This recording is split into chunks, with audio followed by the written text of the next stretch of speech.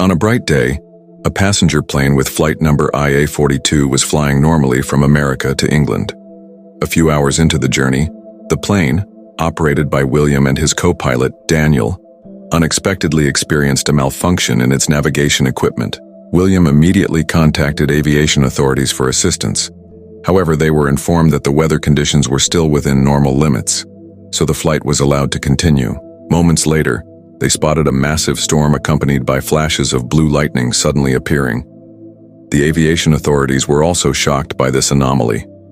With no choice but to fly through the storm, William instructed the passengers and crew to remain seated and fasten their seatbelts.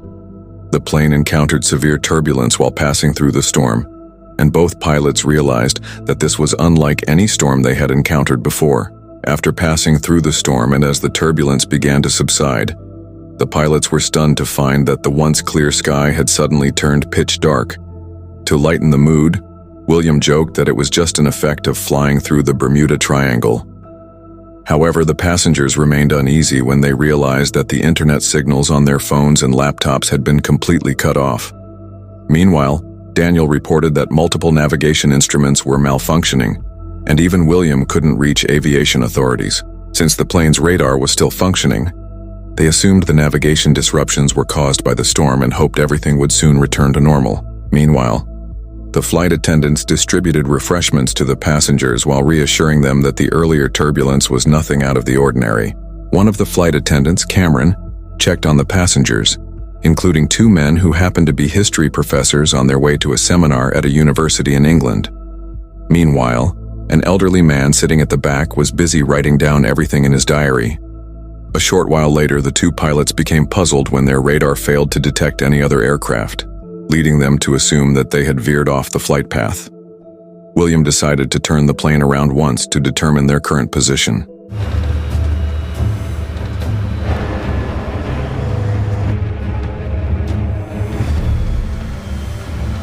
Nothing. Bupkis.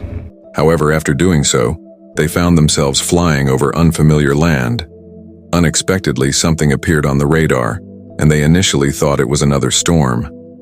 But to their shock, it turned out to be a fleet of fighter planes bombarding an area, as if they were in the middle of a war. The passengers immediately panicked, including the two professors, as they saw explosions and raging fires across the landscape below. As the pilots tried to analyze the situation, a fighter plane suddenly passed right in front of them, startling them. To avoid any unnecessary risks, they turned off the navigation lights and ascended into the clouds to hide.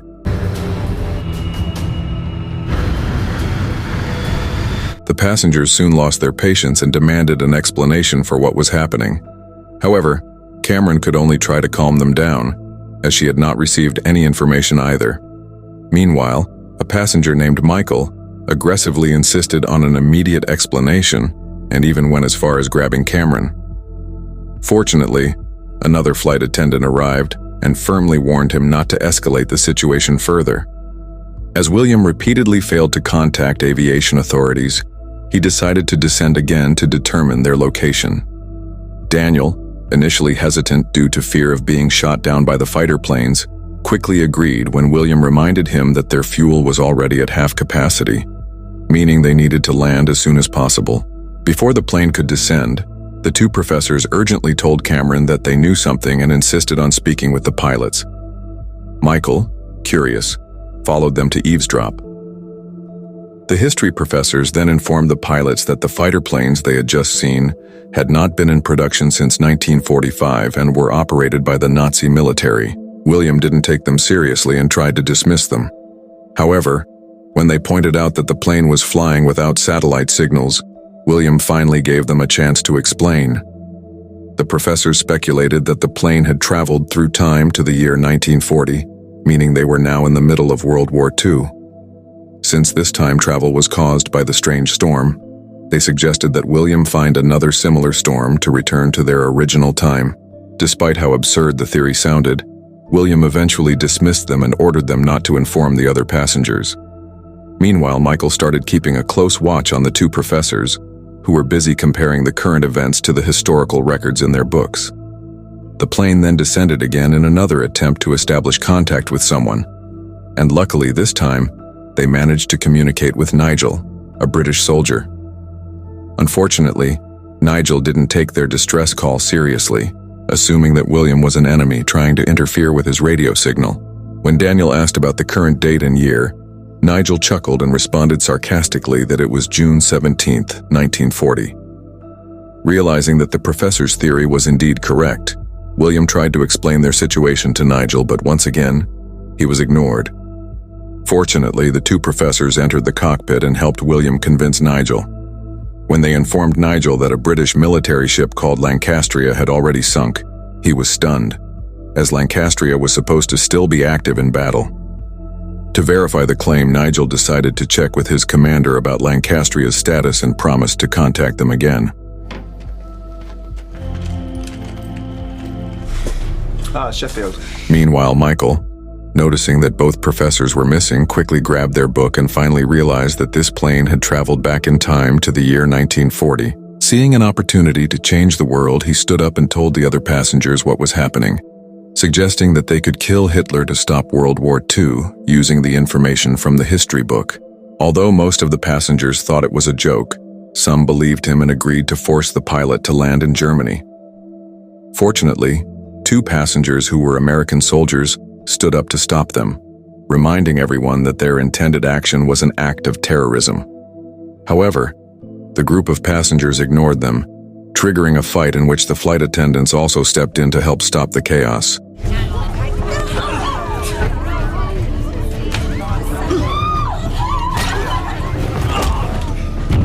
After the struggle, the two soldiers successfully subdued them and warned them not to endanger everyone. A few minutes later, Nigel contacted the plane again and confirmed that the Lancastria had indeed sunk. This information helped Britain because, with this knowledge, British forces could immediately rescue their troops. However, those who were 100% convinced noticed a historical difference from what the professors had originally stated, meaning this plane was in an alternative version of the past. Despite this, Nigel was still willing to help them land safely.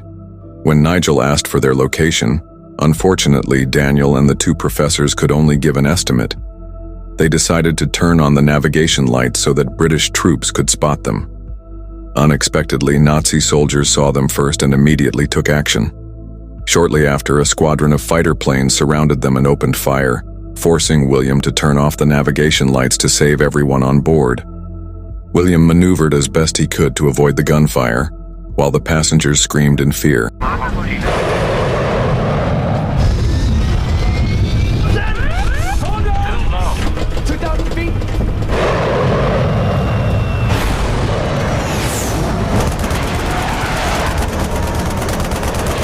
After successfully outmaneuvering some of the fighter planes, William was not completely safe. Unexpectedly, the two remaining planes managed to hit the cockpit, causing debris to injure Daniel. Fortunately, William managed to fly them out of German territory for the time being, while a flight attendant rushed in to seal the hole in the cockpit and provide first aid to Daniel. Noticing that the fuel was running low, William began to worry. He also realized that the gunfire had damaged the landing gear. As communication with Nigel had not yet been re-established, Cameron suggested that William inform the passengers of the actual situation, as they might be able to help fix the landing gear. Meanwhile, elsewhere, the commander informed Nigel that the mysterious plane in question would likely have to be destroyed to prevent its technology from falling into Nazi hands. Leaving Daniel in the cockpit, William explained the true situation to the passengers. He had done everything he could to land the plane, but due to the Nazi fighter attack, the landing gear was damaged. Therefore, he needed a few people to help repair it. A passenger named Teresa volunteered, explaining that she was a mechanical engineer. This prompted a construction worker named Hector to step up and help as well. William then took both of them to the front landing gear compartment. Fortunately, Teresa quickly identified the problem.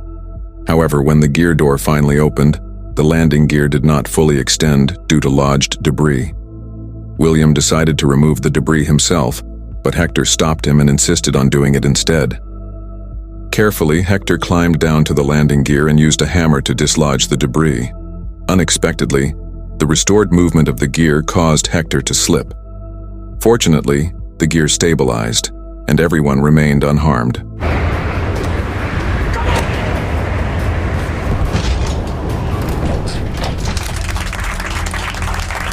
William immediately returned to the cockpit, lowering the altitude so they could re-establish communication with Nigel.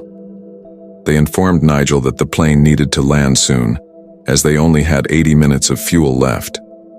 However, their communication was disrupted when two Nazi planes returned to attack. Unexpectedly, their plane was hit by a rocket, which fortunately only exploded near the fuselage, shattering some windows. As the passengers panicked, William quickly checked the radar to track the enemy's position and executed a sudden maneuver, causing the two Nazi planes to collide with each other. Let's do this.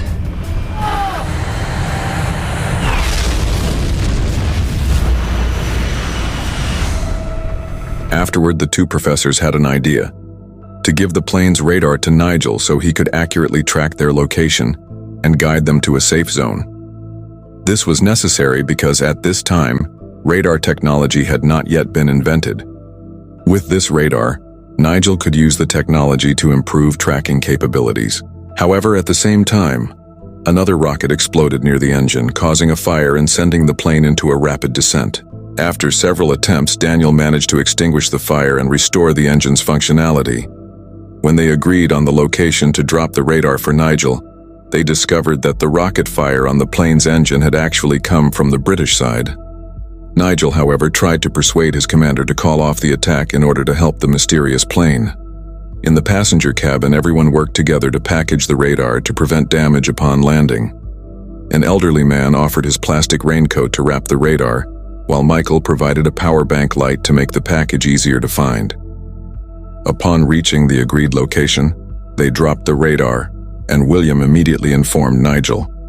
Unfortunately, Nazi soldiers spotted the package first.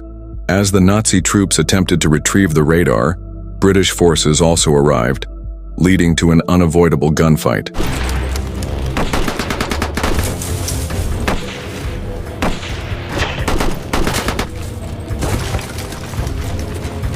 Fortunately, the larger British force managed to neutralize all the Nazi soldiers and secure the package. Unexpectedly, a Nazi plane reappeared and fired a rocket, creating a hole in the fuselage and sucking two passengers out of the plane.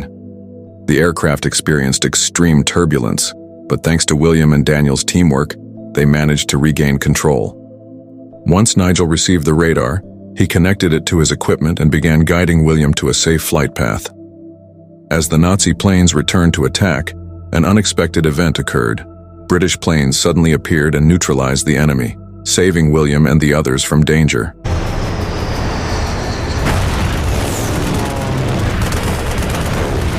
Ready as 1940! Yes. You beautiful bastard! You were right! Nigel then saw something on the radar, a large cloud formation. As the plane approached it, they realized it was the same storm they had encountered before. Despite the risk, William decided to enter the storm as their fuel was nearly depleted, hoping it would return them to their original time. Wind, everyone on flight 42.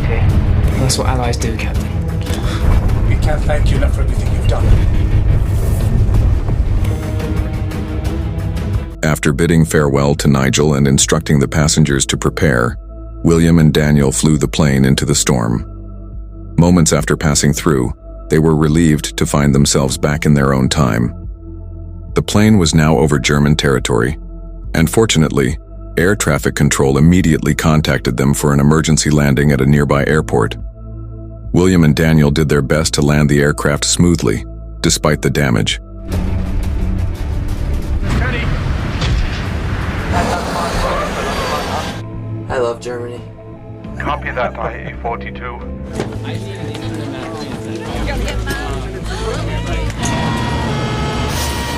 After successfully landing, the surviving passengers disembarked. As William was about to leave, he noticed the elderly man still writing in his notebook. Unexpectedly, the diary contained a map identical to the route they had just taken, titled "The Radar System That Saved Europe." As the elderly man closed his book, his name was revealed: Nigel, meaning he was the British soldier from 1940 who had saved the plane. And so the film ends. Thank you for watching this video and see you in the next one.